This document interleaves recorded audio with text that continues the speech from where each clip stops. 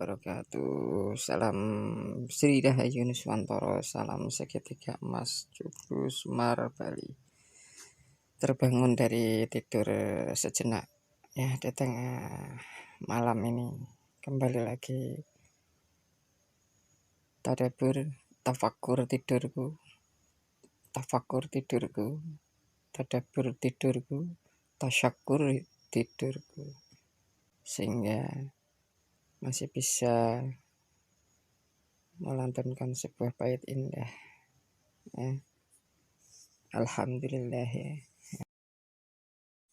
Alhamdulillahilladzi ba'dana amartana wa ilaihin nusyur. Itulah doa setelah kita dibangunkan Allah. Jadi doa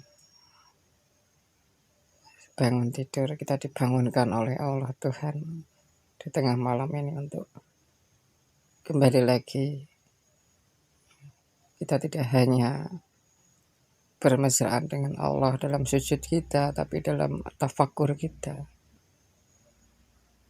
Dalam tafakur kita, tafakur, tadabbur, tasyakur. Ketika kita bersujud, itu adalah bagian kecil dari bukti kita sebagai hamba. Namun Allah juga tidak ingin kita hanya bersujud, berzikir, dalam arti hanya kepada Allah. Karena Allah tidak akan menjadi Allah sebagai Tuhan yang Maha Kuasa, sebagai Sang Maha Pencipta, sebagai Tuhan yang Maha Besar dengan segala ciptaannya, tanpa kita pun juga bersilaturahmi dengan seluruh makhluk ciptaan Allah Subhanahu wa Ta'ala, Tuhan yang Maha Kuasa. Mustahil kita tahu seberapa kebesaran Allah Subhanahu wa Ta'ala. Mustahil kita tahu seberapa besar Sang Maha Pencipta yang kita sembah tanpa kita mengenal semua makhluknya, tanpa kita mau mengaji, menghargai semua makhluk ciptaan Tuhan Allah Subhanahu wa Ta'ala yang membuat Allah menjadi Allah yang Maha Besar dengan segala ciptaan. Jadi terlalu naif kalau kita selalu mengecilkan, terlalu naif kalau kita selalu mengedepankan ego kita masing-masing tanpa mau melihat, tanpa mau memandang siapa yang berbicara.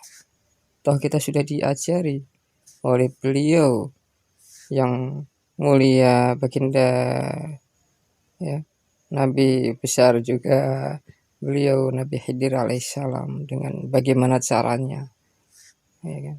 Allah sudah mengutus beliau Nabi Khidir alaihissalam untuk menguji semua hambanya yang merasa dirinya itu besar, yang merasa dirinya itu berkedudukan tinggi. Siapa beliau? Siapa baginda Nabi Khidir alaihissalam? Kan gak ada yang tahu. Makanya kadang-kadang saya lihat di banyak grup yang memperjuangkan tentang Islam, yang memperjuangkan tentang kemonarkian, kerajaan, tetapi asbabul nuzulnya, secara fikihnya, hukumnya, kenapa kerajaan, ya kan? Kenapa kita harus menghargai leluhur? Ya. Jarang sekali yang bertafakur, bertadabbur, bertasyakur, dan mengaji. Sepele, orang hanya taunya membaca Al-Quran, belajar Al-Quran. Tetapi kalau di ilmu Jawa, ilmu yang paling tinggi adalah mengaji. Karena mengaji dari bahasa Jawa itu menghargai. Gitu. Jadi kalau dulu, waktu ini kembali lagi saya kepada almarhum Mbah Soleh. Kowe ojo maca Quran tok, ojo sinau Quran tok, ojo ngapal Quran tok, tapi ngaji yo Quran, ngaji yo Al-Quran, kitab suci. Nek mung mbok waca, nek mung mbok ngerteni, mbok fahami, mbok apal kitab ira kowe ra ngajeni, percuma le. Itulah ajaran leluhur saya. Jadi setelah kita belajar membaca kitab, ya kan, kemudian kita mengaji, mempelajari isi kandungan Al-Quran, menghafalkan, tapi kalau tidak bisa mengajeni, menghargai kebesaran kitab suci, ya nyon sewu, kadang kiai tidak mau memandang santri atau umatnya. Jadi kembali lagi, kalau bab ngaji, ini saya perjelas kenapa saya kemarin juga di dalam status saya di satu WA itu tabayun kita. Tabayun itu banyak gitu.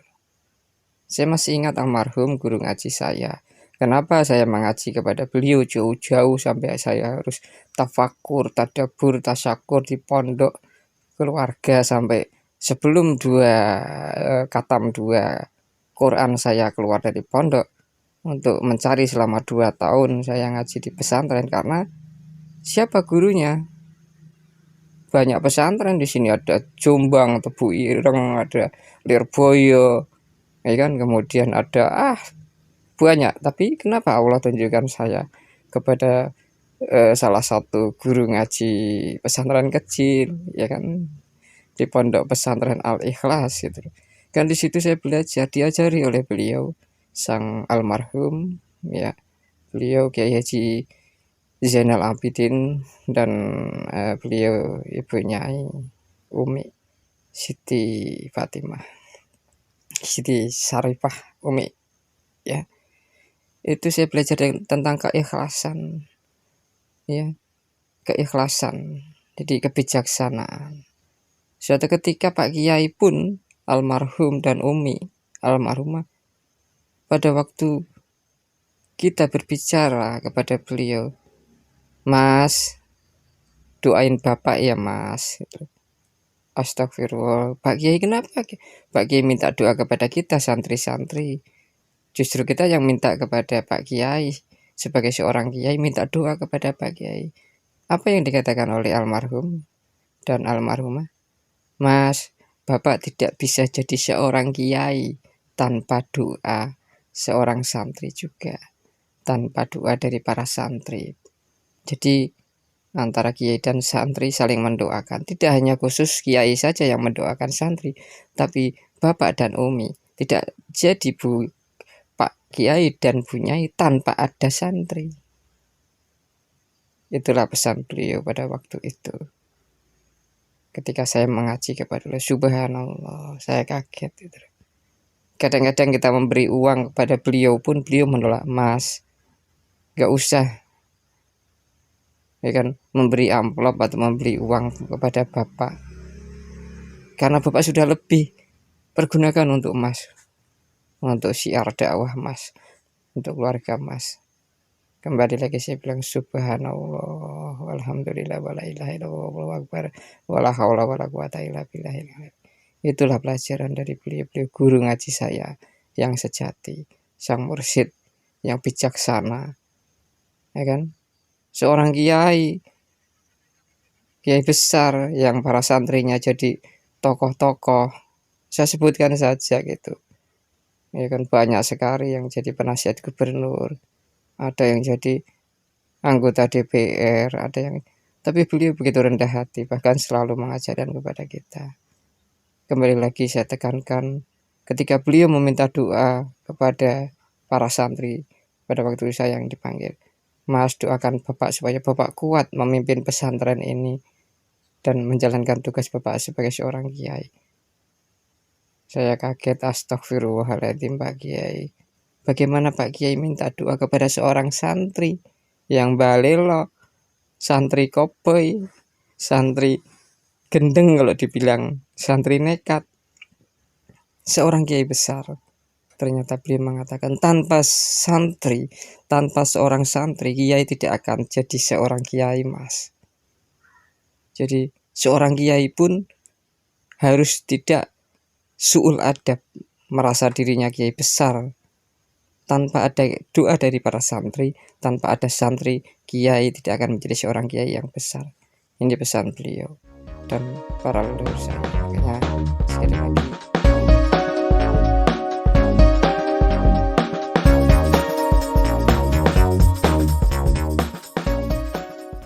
amanah value walau ayatan dan akan saya pertegas, selalu saya perjelas.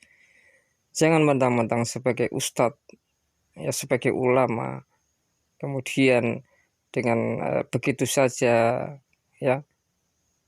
menganggap dirinya benar, ya, menganggap para jamaahnya atau mungkin umat Kanjeng Nabi itu salah atau rendah atau tidak berilmu atau bagaimanapun. Tapi ingat, gitu loh, itu pesan kiai saya.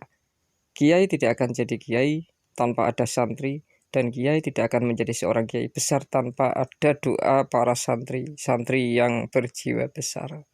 Begitu pula dengan ustadz, ulama, alim ulama. Maaf ya, jangan pakai kata alim dulu, pakai kata ulama dulu. Tanpa ada jamaah yang selalu juga mendoakan sang ustadz dan sang ulama, tidak akan jadi ulama besar.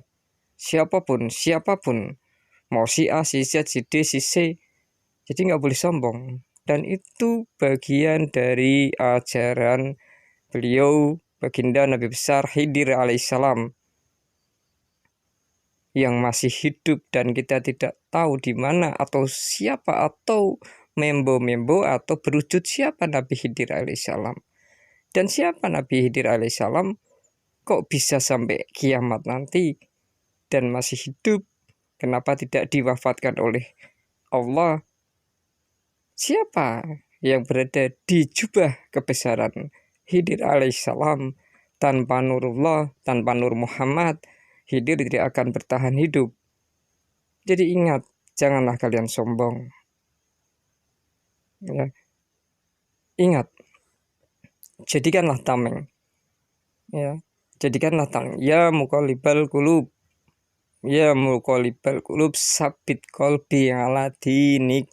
Itu kalau di dalam sebuah petikan doa dan ayat dari Al-Quran. Tetapi dari beliau-beliau saya diajarkan, ya muqallibal qulub, ya kan, berlindunglah kalian dari hal-hal yang membolak-balikkan. Jadi kalian mau dibolak-balik, mau digoreng, ya, mau di gimana oleh kata-kata seseorang, kalian akan berpedoman teguh kepada balighu'ani walau ayatan, atau berpegang teguh kepada ini wajah tu wajhiya lilladzi fataras samawati wal ard.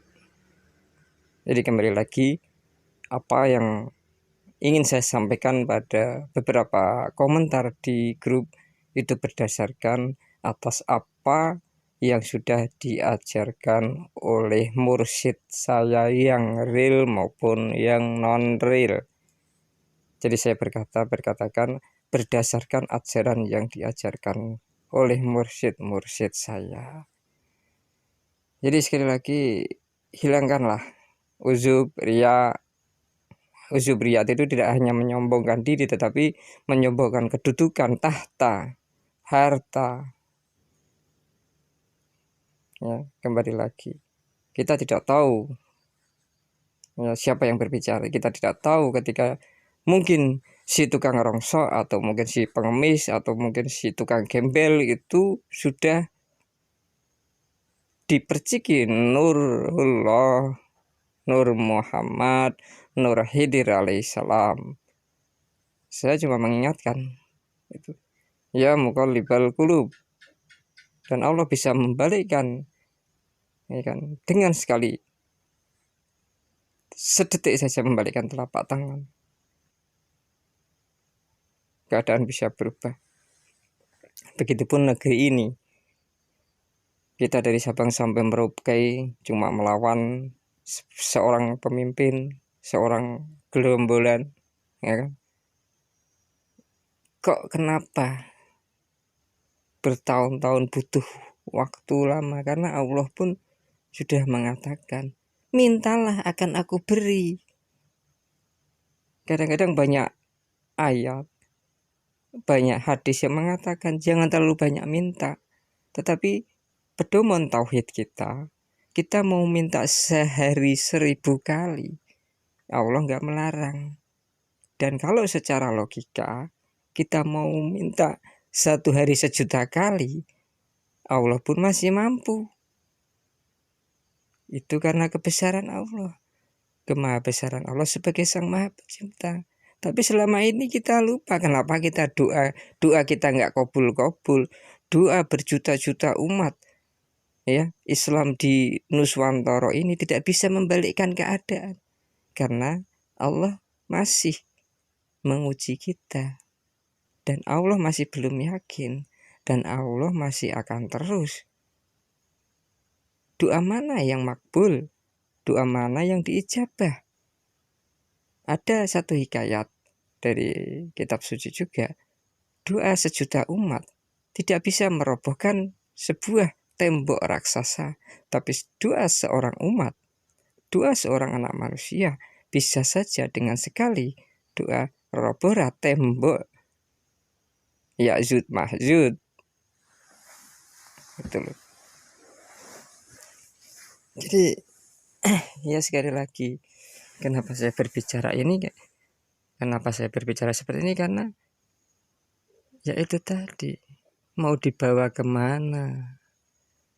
Mau dibawa jalan-jalan kemana oleh para ya muqallibal qulub, para orang-orang yang bertugas membolak-balikkan keadaan, ya mau obok-obok.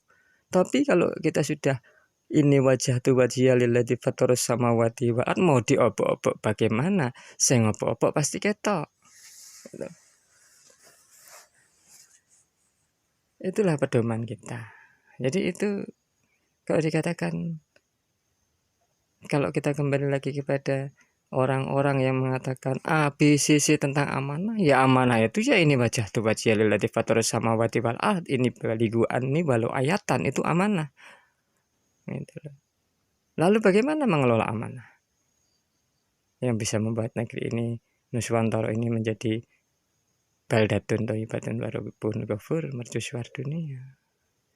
Ya jadi mohon maaf, di tengah malam ini mungkin saya dibangunkan oleh Allah, jangan tidur kamu gitu loh. Sampaikan baligu ani walau ayatan ya. Sampaikan gitu loh. Ini wajah tu wajhiya lilladzi fatarus samawati wal ard. Supaya umat Islam bersatu sebagai rahmatan lil alamin. Bagaimana menjadi ajaran yang rahmatan lil alamin? Rahmat bagi seluruh alam, mau alam nyata, alam gaib, ya kan, mau alam apa kek, ya,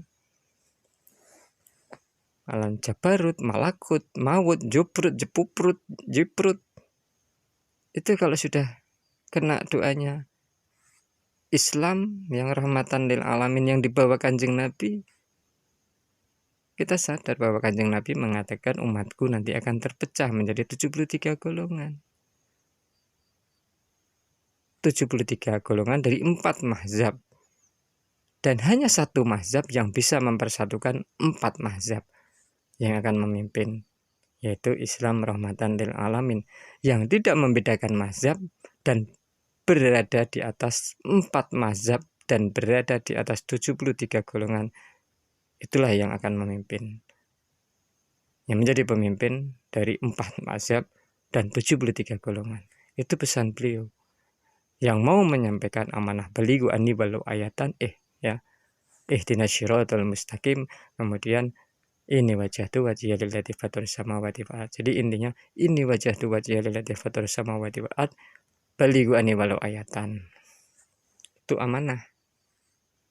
Jadi tangeh lamun mbok tekan kiamat nggak akan terjadi Nuswantara itu menjadi mercusuar dunia tanpa ini wajah tu wajhiya lilladzi fatarus samawati wal ard dan baligu anni walau ayatan.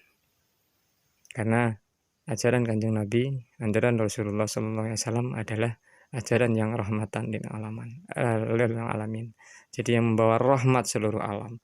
Mau alam jabarut, alam malakut, juprut, jepaprut, juprut, jiprut, maut, bisa tertata. Itu pesan amanah beliau. Jadi jangan, sekali lagi mohon maaf yang sebesar-besarnya, janganlah kita menganggap diri kita ya seperti yang saya lihat selama ini.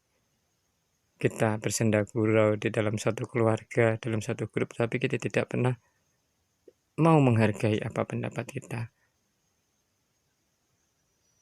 Jadi itu saja. Dan masih banyak lagi cerita-cerita yang harusnya kita mau dengarkan dari beliau leluhur. Pesan-pesan beliau. Ya mungkin tidak tahu percikan-percikan pesan itu sampai kepada siapa. Itu saja. Bisa menjadikan Nuswantara itu sebagai suatu kebanggaan negeri yang besar, yang baldatun thayyibatun warabun ghafur, sedangkan kita tidak tahu ajaran leluhur-leluhur kita. Kita semua terjebak kepada ego masing-masing, merasa paling bertahta, merasa paling ya tinggi kedudukannya, ya. Kita tidak mau andap asor, atau kita tidak mau bagaimana ya rakyat di bawah. Bagaimana Nuswantara mau dibangun kalau kita tidak tahu dari mana pondasi Nuswantara ya sebagai negeri mercusuar dunia itu dibangun warisan leluhur. Bagaimana tiang-tiang pancangnya Nuswantara, bagaimana temboknya, bagaimana hiasan-hiasan dinding Nuswantara, kerajaan Nuswantara yang megah sebagai mercusuar dunia kalau kita tidak memahami ajaran Hidra alaihissalam. Kalau kita hanya terpaku kepada kebesaran-kebesaran kedudukan kita, ingat ya, dengan sekali membalikkan telapak tangan, Allah bisa merubah segala sesuatunya menjadi nyata. Yang di atas bisa jadi di bawah, yang di bawah bisa jadi di atas. Itulah yang kita tidak sadari. Kita terjebak kepada ego masing-masing. Saya lihat di setiap grup merasa di terah paling tinggi, di tatanan paling tinggi, tiba-tiba ya nggak mau mendengar ucapan-ucapan suara-suara yang secara dalil dan yang lainnya itu sudah pasti ya. Jadi kalau kita mau mengaji, jangan cuma membaca, menghafal, memahami, kemudian kita hanya belajar kandungan Al-Quran, kitab suci dan yang lainnya. Karena Al-Quran pun tanpa kitab suci yang 4 ya, yang lainnya pun tidak akan menjadi Al-Quran. Silakan bisa dilihat di salah satu penjelasan seorang ustadz bahwa ada sebagian isi Al-Quran itu yang bercerita tentang sejarah. Jadi baginda Nabi Muhammad Rasulullah SAW juga mengambil keputusan ya hukum itu berdasarkan kepada kitab-kitab suci terdahulu atau cerita sejarah Nabi terdahulu seperti Nabi Sulaiman, Nabi Daud dan yang lain-lainnya. Baginda juga memutuskan di dalam beberapa ayat suci juga dikatakan berdasarkan ya, dari beliau Nabi diriwayatkan. Jadi semuanya belajar dari sejarah. Mungkin kalau kita belajar dulu sebagian ilmu fikih yang terkandung atau ilmu hukum syariat yang terkandung di dalam Al-Quran itu belajar dari nabi-nabi dan kitab-kitab suci terdahulu yang sudah diturunkan, dipertegas kembali dan kemudian difirmankan Allah kembali setiap kondisi dan demi masa. Makanya wal asri, dan demi masa Nabi pun belajar dari sejarah. Ini ada penjelasan dari seorang ustadz juga, itu benar gitu, bahwa kita dulu mempelajari Al-Quran, memahami isi kandungan Al-Quran tidak hanya sebatas retorika, karena seperti yang disampaikan dalam ilmu nahwu sorob pun di situ ilmu tata bahasa. Kalau di bahasa Indonesia ya kita ada bahasa sastra, kemudian ada grammarnya, tata bahasanya. Semua bisa dipahami kalau kita belajar nahwu sorob, ya kan? Bagaimana predikatnya, subjeknya, objeknya. Nah itu dulu saya diajarkan oleh beliau almarhum kiai saya seperti itu. Bahasa Arab itu sebenarnya tidak jauh beda pola kalimatnya mas. Mas bisa belajar sendiri bagaimana pola kalimatnya. Dan ternyata Pak Kiai benar. Begitu saya sandingkan antara nahwu syarab, ya kan, antara metode yang diberikan Pak Kiai, bahasa Arab, bahasa Inggris, bahasa Indonesia, bahasa Jawa, itu ternyata memiliki kedudukan yang sama di dalam ilmu firman, atau boleh dikatakan di sini al-qalam, ilmu kalam. Ketika Allah mengatakan al-qalam, ya kan, al-kalam, ilmu kalam. Nah ini kalau kita belajar tentang sedikit ya, asbabul nuzul, sejarah, kemudian sistem yang ada. Jadi kembali lagi saya mohon kepada saudara-saudari saya juga tidak ingin dikatakan di sini sok pintar atau gimana, tetapi marilah kita saling berbagi. Mungkin si A memiliki pengalaman ini, si B punya pengalaman ini, si C dan yang lainnya. Jadi kita persilahkan dengan pengalaman, tetapi kita juga harus jujur di situ. Kalau memang masing-masing memiliki kelebihan, ya itulah mungkin kelebihan yang diberikan Allah, dan mungkin disitulah letak kelebihan itu yang bisa digunakan untuk kembali lagi menata negeri ini sesuai dengan amanah leluhur menjadi negeri Nuswantara yang Toto Titi Tentrem Kertoraharjo Maharepah Lojinawi dan Baldatun Toyibatun Warupun Gofur, kan gitu. Itu adalah gandengan gitu. Jadi sekali lagi apa yang saya sampaikan ini tidak terlepas dari keinginan kita semua sumbang sih, agar marilah kita bersama-sama kita sengkuyung. Jangan kita merasa ego masing-masing. Kita harus duduk bareng. Makanya di situ ada ilmu Jawa itu sedulur papat kali maning pancer. Sedulur papat. Kalau ilmu Jawa sudah mersegi, itu membentuk pondasi. Makanya itu datar, dalam boleh dikatakan seperti meja perundingan, seperti meja demokrasi musyawarah.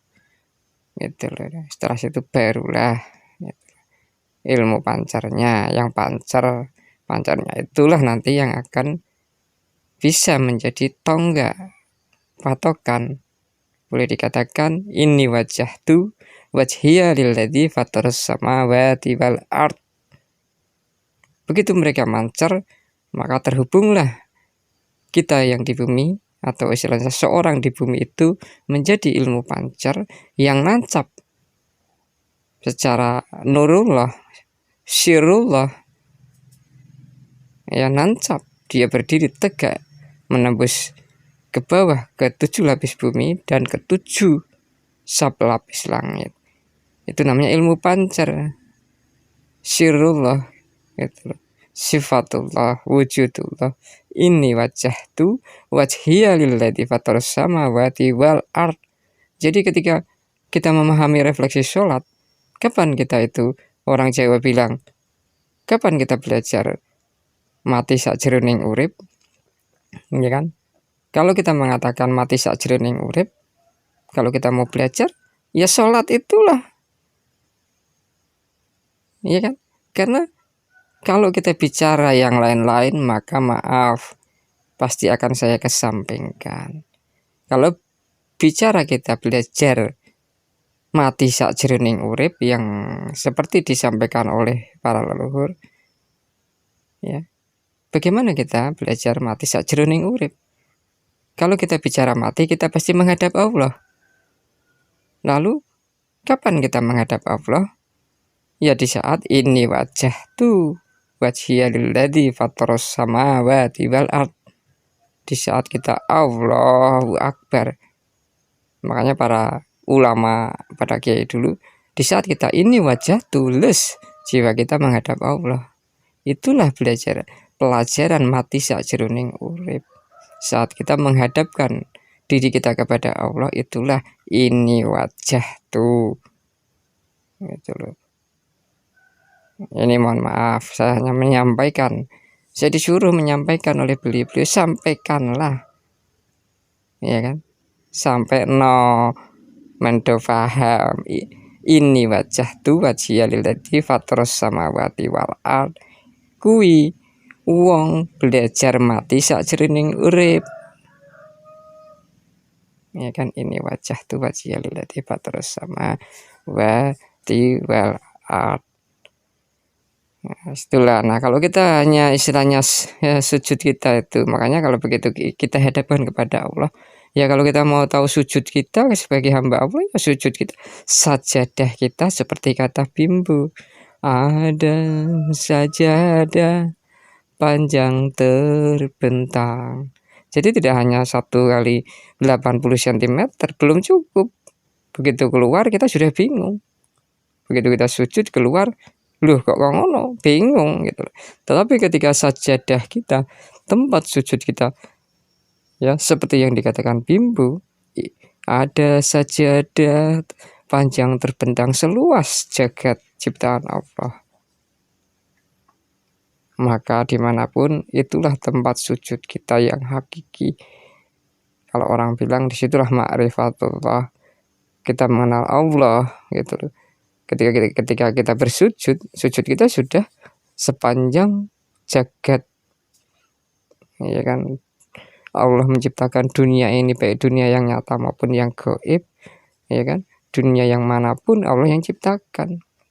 Mau Arab, mau Amerika, mau Indonesia, mau Jawa, mau Sunda, ya mau Belgia, Inggris, Belanda, dan itu adalah bumi yang diciptakan Allah. Masih di bumi yang diciptakan Allah. Mau di Mars, mau di Pluto, Merkurius, Neptunus, Saturnus, Uranus, mau di galaksi Bima Sakti maupun di galaksi Andromeda, galaksi manapun, itulah ciptaan Allah. Jadi kalau ngaji kita cuma sebatas 30 juz, itu pun yang tersurat, sedangkan yang tersirat, ya kan, kalau boleh dikatakan kita dalam sebuah akidah, rasa syukur kita, kalau kita menuliskan syukur kita nikmat Allah, ya kan, nikmat Allah itu seluruh daun di bumi ini dijadikan kertas dan seluruh air di bumi ini dijadikan tinta, tidak akan cukup. Begitu pula ilmu yang tersirat, kitab yang tersirat. Kalau yang tersirat dibukukan tidak cukup 30 juz. Bahkan istilahnya air di bumi ini dijadikan untuk menuliskan yang tersirat tidak cukup. Makanya diringkas 30 juz. Nah, kenapa bisa diringkas 30 juz? Karena kalau dijabarkan itu seluas, ya kan, hamparan seluruh daun-daun dijadikan kertas dan tinta dijadikan tulisan, itu tidak akan cukup. Makanya isi kandungan Al-Quran tidak hanya cuma arti, tapi maknanya luas. Itu aku, kowe, siro, jenengan, ingsun, dalem. Nah itu makna. Makanya kata Gus Dur pun maca Quran lan maknane, ora maca Quran lan artine tok. Maknanya huwa humahum kan gitu loh. Itu kan kata ganti orang. Aku sendiri, aku dengan kamu, kita, aku dengan orang banyak, kami, ya kan. Ada yang aku laki-laki, aku perempuan. Ini cuma pola kalimat gitu loh. Tapi maknanya kan, nah ini sekali lagi saya hanya memberikan tambahan sedikit, mudah-mudahan bermanfaat bagi kita semua. Bukan karena kita uzu pria, tetapi saya hanya menyampaikan pesan kepada beliau, ngomong sampai no baligu ani walau ayat, sampaikan dariku walau satu ayat, apa yang kamu ketahui, apa yang kamu pelajari. Itu saja dari saya. Sekali lagi mohon maaf yang sebesar-besarnya jika ada kata-kata yang kurang berkenan, jika ada kata-kata yang berlebih dan yang menyinggung. Bukan maksud saya hanya menyampaikan baligu ani walau ayatan bagi leluhur kita dari mulai Kanjeng Nabi hingga sekarang. Itu saja dari saya. Salam Sri Rahayu Nuswantara, salam segitiga Mas Joglo Semar Bali.